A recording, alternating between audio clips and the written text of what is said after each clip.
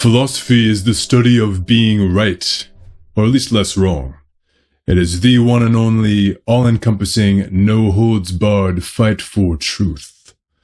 The word philosophy literally means the love of knowledge. Both the word and the concept go all the way back to ancient Greece, where philosophy was the absolute cornerstone and pretty much the OG subject of higher education. Even to this day, you can still see that lineage echoing around pretty much every campus of every university. In fact, I'll let you in on what I think is a bit of a dirty secret. Every department in every university, sooner or later, wishes that they could be the philosophy department. They want to be the philosophy department. They'll never say it out loud because they got their careers to think of, you know. But it's always there in the background, especially for those guys in, like, the English department, or comms, or journalism, or poli-sci. Sometimes they even pretend to be philosophers. The problem with that is they are not philosophers. Journalists are where they are because they're good at being provocative, entertaining, pretty, while serving as somebody's convenient mouthpiece. The English profs are where they are because they're good at dissecting literature, or probably also at, like, catering to the academic fashion of the year, right?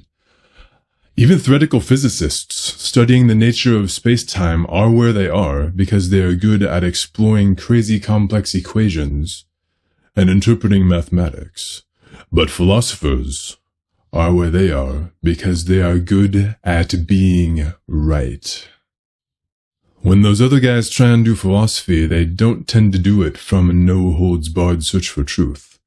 Instead, they do it from all the confines and assumptions and traditions of their own field. They come with all this intellectual baggage, one arm dialectically tied behind their back, and not necessarily that much experience in actually interrogating knowledge itself. These guys from the other fields, they tend to be extremely smart people. They probably hold a PhD in their field because they seriously know what's up there, more than you or I ever will. But they're always tempted to stray into philosophy. And when they go with that temptation, and then they run into a real philosopher, and then they get their world totally f***ing rocked because they have no idea how to deal with questions on that level. Sure, yeah, I'm being just a bit dramatic here, right? But the people who are good at philosophy are the ones who love it, not the ones who pay lip service to it.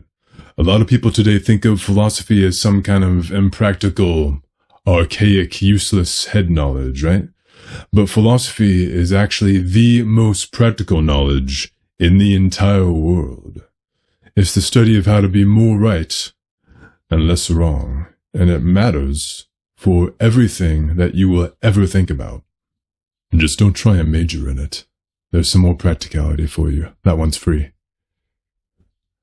Yeah, we can generally break down philosophy into 4 substrates. First is logic. How do truth and falsehood work in a structural sense? Second is metaphysics. What actually exists?